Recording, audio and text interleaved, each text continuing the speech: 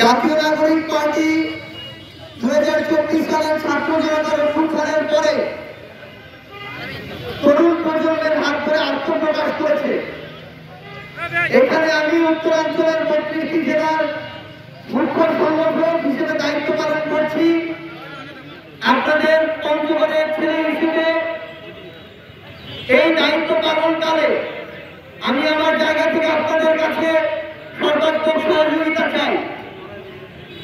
আপনাদের উদ্দেশ্যে বলতে চাই, বাংলাদেশে বিগত 53-54 বছরে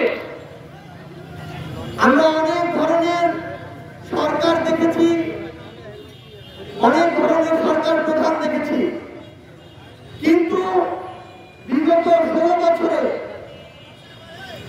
খুনি শেখ হাসিনা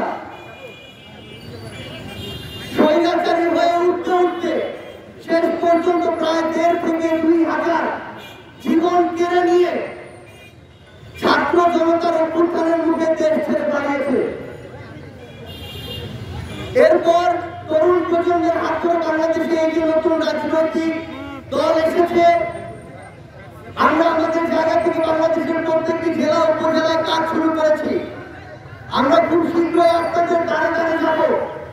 এতদিন ধরে বাংলাদেশে যে বিভিন্ন সিস্টেম গুলো দেখেছি, বিভিন্ন অন্যায় অত্যাচার, জুলুম, মিথ্যা মামলা, হয়রানি, চাঁদাবাজি, সিন্ডিকেট এগুলো দেখেছি, আমরা এগুলোর বিরুদ্ধে আমাদের জায়গা থেকে সবসময় আমাদের প্রতিবাদ জারি রাখবো এবং যেখানে এগুলো দেখবো সেখানে আমরা এগুলোকে প্রতিহত করবো।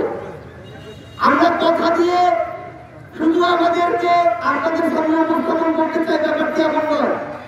আমরা কাজ করে দেখাতে চাই এবং সেই কাজের সুযোগটি আপনাদের কাছে চাই। আমরা খুব শীঘ্রই আপনাদের দ্বারে দ্বারে আমাদের দল জাতীয় নাগরিক পার্টির পক্ষ থেকে পৌঁছে যাব।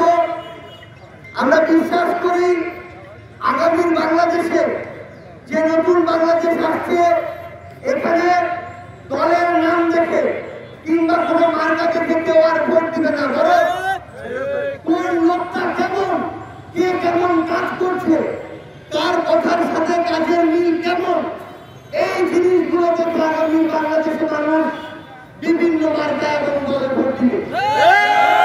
এতদিন ধরে এই গণমানুষকে, সাধারণ মানুষকে নেতারা বিভিন্ন ভাবে ব্যবহার করেছে।